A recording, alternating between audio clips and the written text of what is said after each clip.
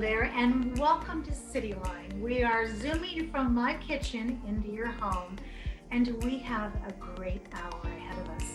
Later on, we'll be talking with Chris Surface, who is the Managing Artistic Director from Tacoma Theater, here to give us an update on the remodel and when we can expect them to reopen.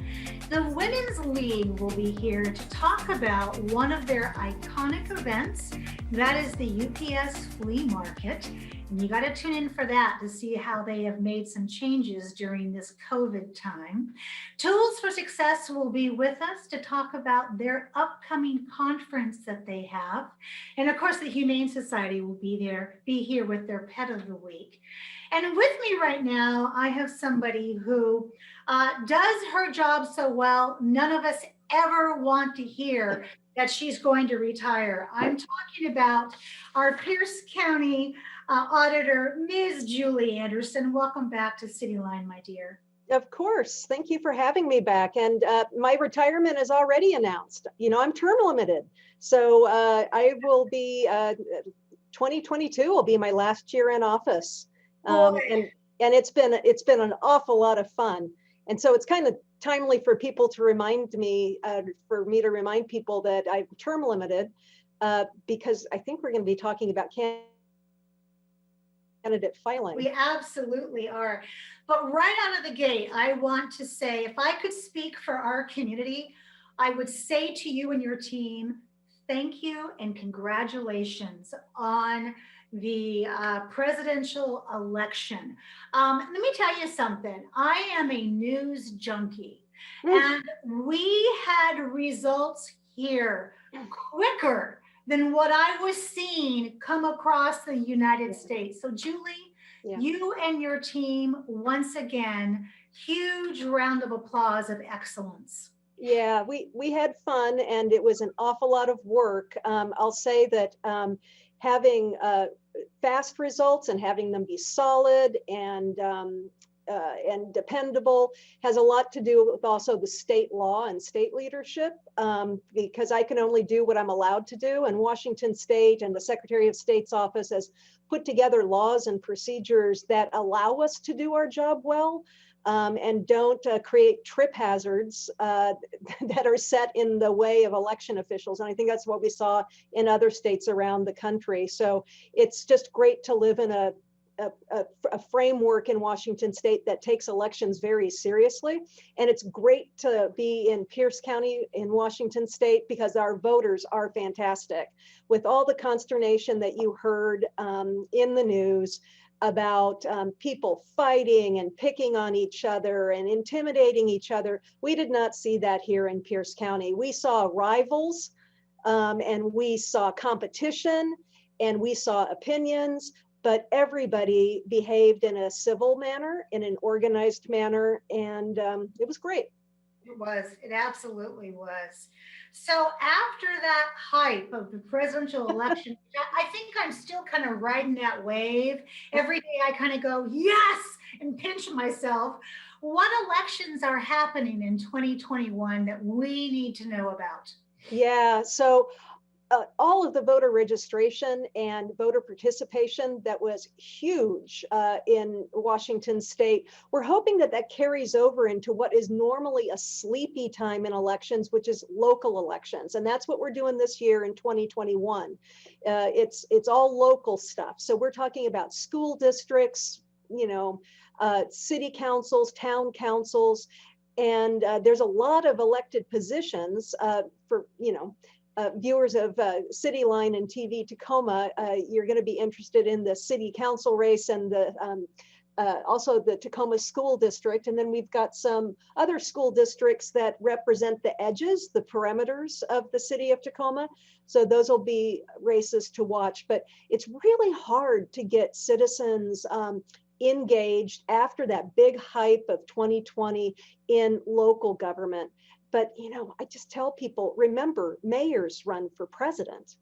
It's not irrelevant to all of the hype in the federal elections that you just went through.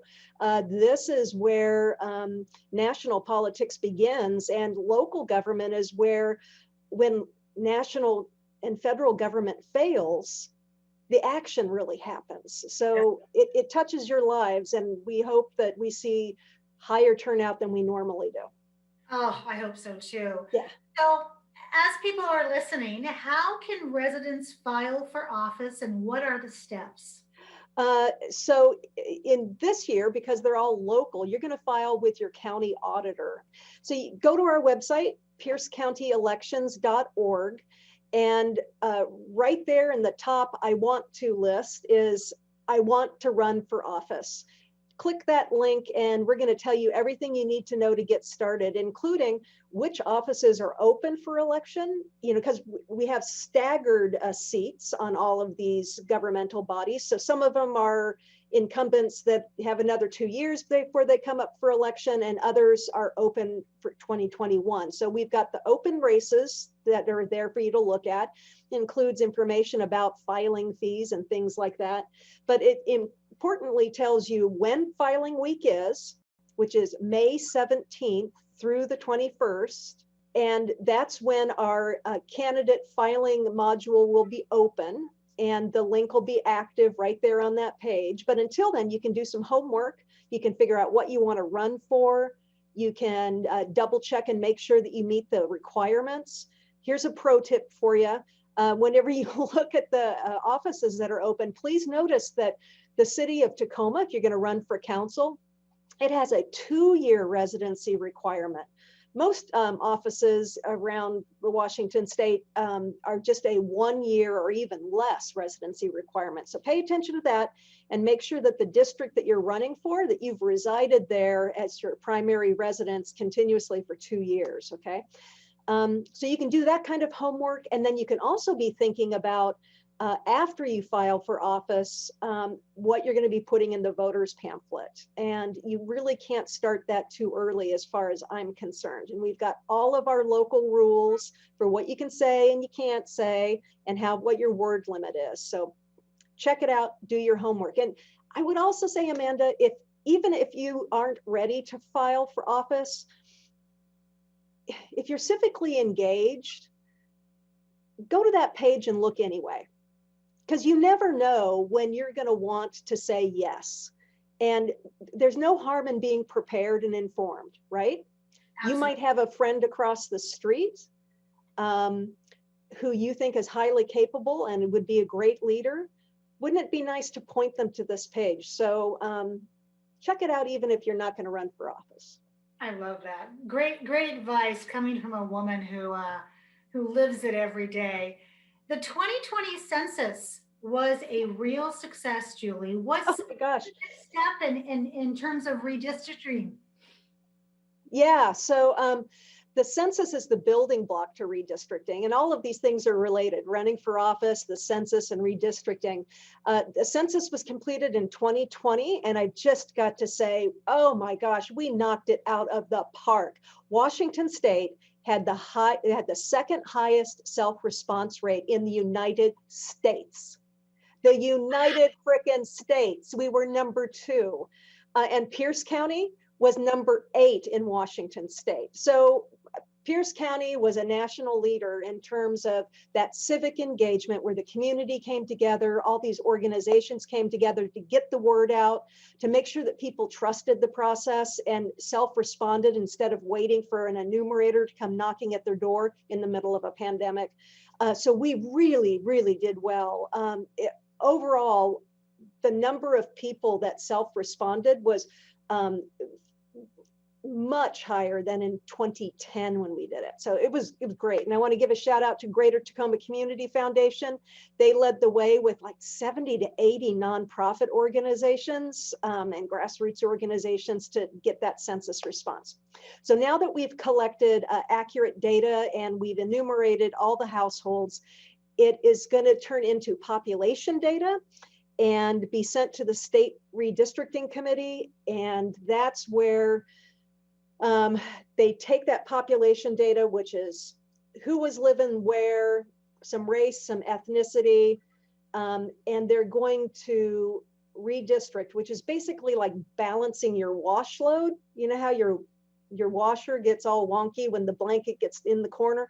Well, we have election districts that get out of balance because some grow faster in population and some lose population. So everything needs to be rebalanced, and it needs to be done equitably.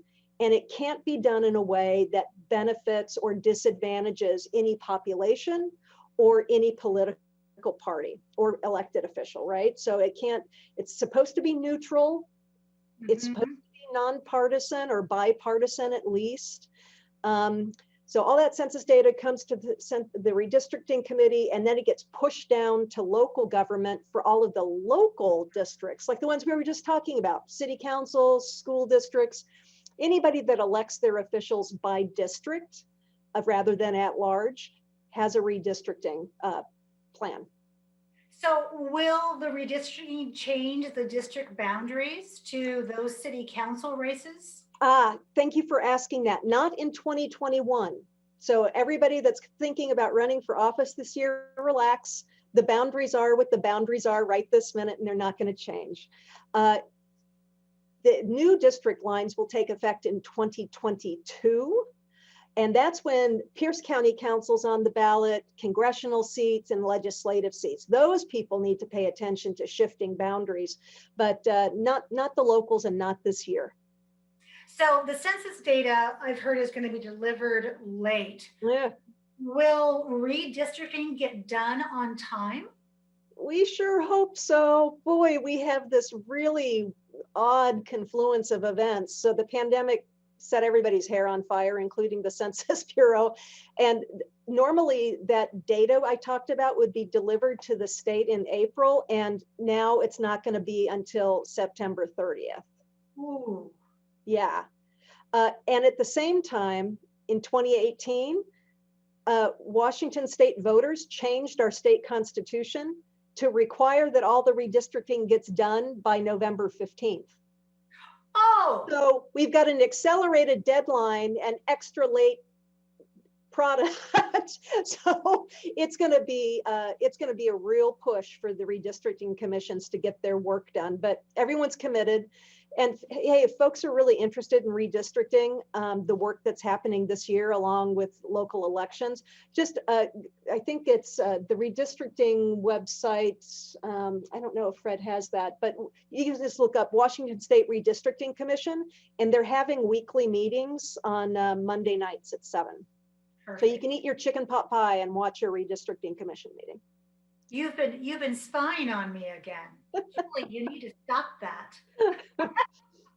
Julie. Yeah, so everything's going to be fine. It's just going to put a lot of pressure on local officials like me, because we're at the very end of the process. Redistricting at the state happens first, and then everything gets pushed down to us, and then we have to do re-precincting, which is just the most granular of the mapping work, and that's going to be tough for us to get done in time for those 2022 elections for the Pierce County Council, for example, because we have to have everything locked up before candidate filing in May. It's a story.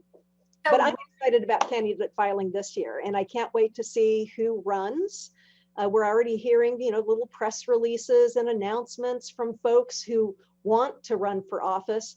So some of your viewers may be confused. Well, I just read in the paper that so-and-so was running, but candidate filing week isn't until May 17th. Well, you can announce anytime you want to, and you probably should be if you want to raise some money and get your campaign together. But the formal act of candidate filing is just 1 week all around the state, everywhere, May 17th through the 21st. And candidate filing is online. By the way, folks can always call my staff. The pandemic has a lot of us working at home, but always ready to take a phone call or an email. And you're allowed to call us with questions. If you read the instructions on that page and you're still just a little bit confused or worried about understanding it, just call us. Happy to answer questions. Don't let confusion or a lack of information be your reason for not filing for office. There we go. Julie, thank you as always for just the enormous amount of knowledge, wisdom, fluidity and grace that you give us every time you're on Cityline. Quite wonderful. And I'm going to end this with how I always end it with you, and that is that Benjamin Franklin says, bad people are elected by good people who don't vote. So vote. Yeah, it's important. Thank you, Amanda. Thank you, my dear.